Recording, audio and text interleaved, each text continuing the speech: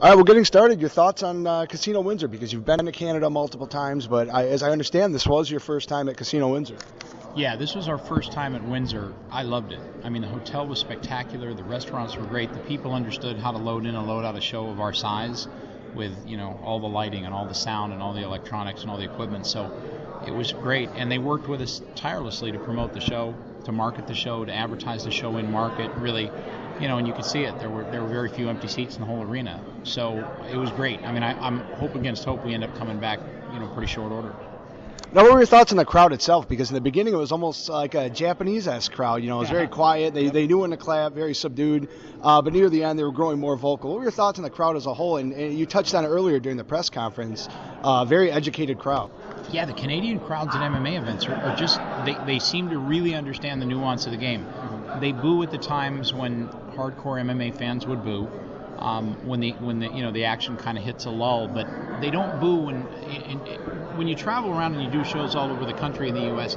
There's a lot of highly educated crowds that are highly engaged and having a great time. Then you run into some crowds who really want to see more stand-up, and it kind of it's nothing wrong with them. It just speaks to the fact that they may not be as kind of endemically tied or as educated to the game.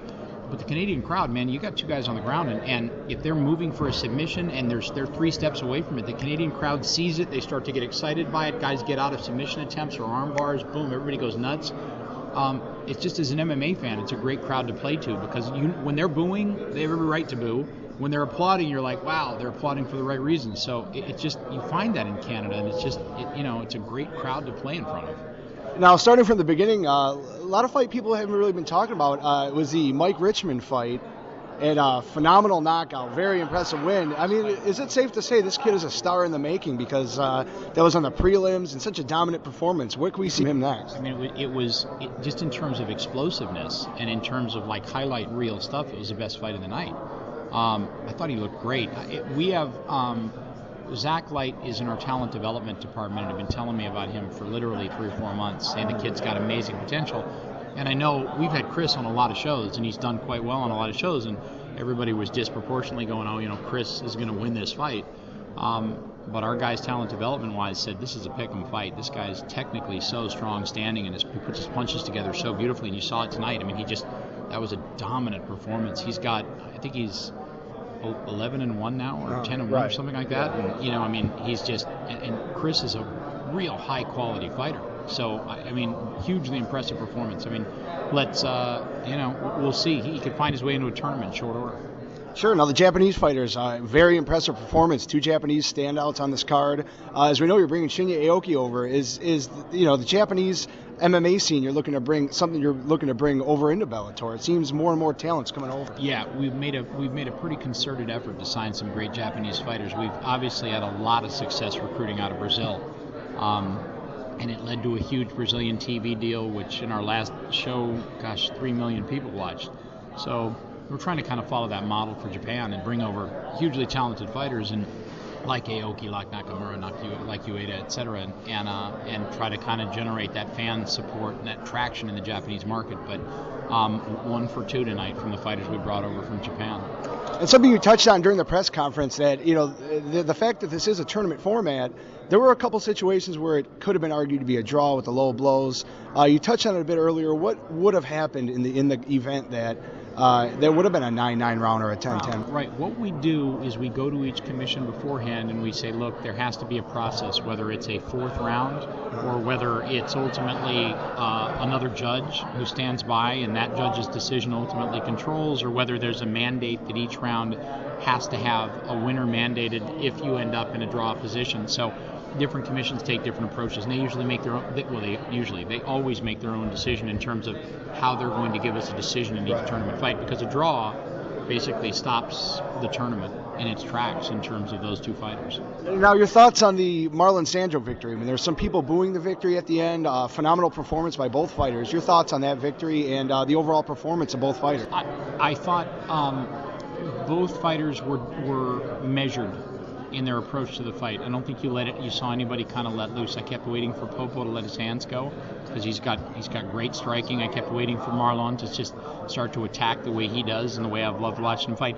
Neither one of them really let go. I don't know if it was a matter of respect or what it was, but I thought Marlon won 1 and 2. and then Popo obviously won 3 in a pretty, Absolutely. dominant means. So, it wasn't the best performance I've seen out of Popo or out of Marlon, but a win is a win, and they're both very tough. Popo will be back and he's a rock star in this organization, and Marlon obviously has now made it to a final and is one fight away from getting his revenge fight with Pat Curran. Mm-hmm. Certainly, just a few more minutes of your time. We appreciate it. The main event, there was some boos in there, but Ben Askren essentially did what he said he was going to do. Ben Askren is the best at what he does, and he went out and he implemented it. Your thoughts on that? I've been a fan of mixed martial arts for a lot of years, and I don't mean to. I know a lot of people maybe don't like or appreciate Ben's style inside the cage, but if you're a fighter and you don't like it, then figure out how to stop it. Sure. And and I know that's not maybe the popular sentiment with some fans that are sitting or watching it on TV, because they're like, God, I'd rather see him striking or stand them up.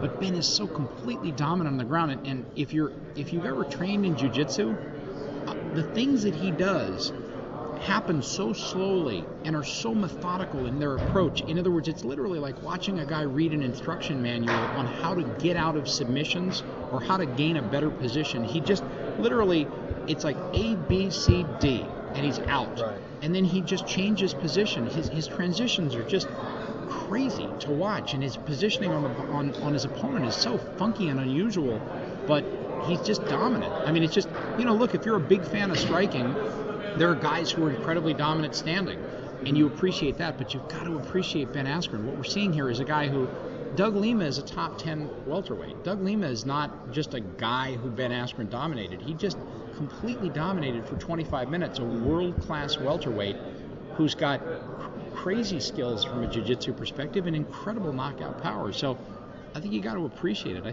think Ben is a very unique, dominant force in this game.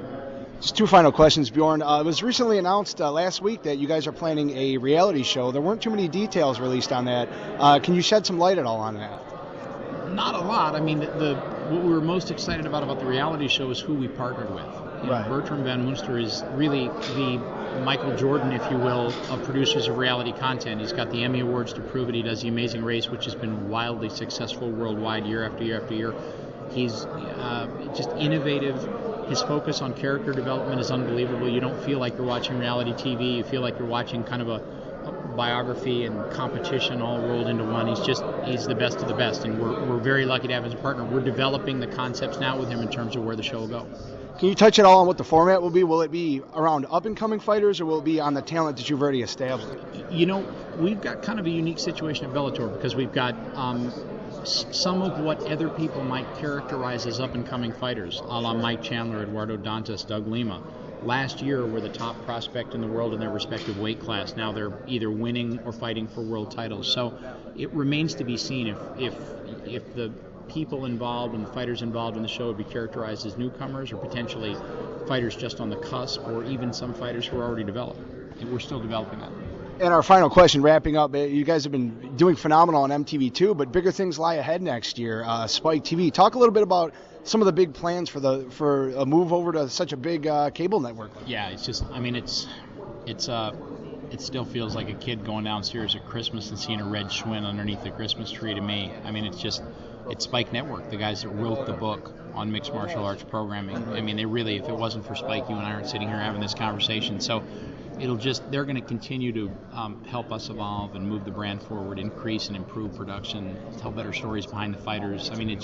They've got hands-on with everything we do, and the hands-on that they've provided has elevated the brand. Are you out? Yeah, I'll see you in a month. All right, brother? Okay. We'll see you soon. See you, bud. They've been unbelievable. They've been a great partner to us. They've brought people into the fold that have helped us elevate the game. They've brought technological know-how, marketing support, the breadth of the whole MTV Networks family to help support and market our brand. They're the best in the business. They do it better than anybody has ever done it, and they continue to. So it's a spectacular transition for the Bellator brand. Well, again, Mr. Rebney, we want to thank you for your time with Cage Religion, and we want to congratulate you on a fantastic show. Thanks, man.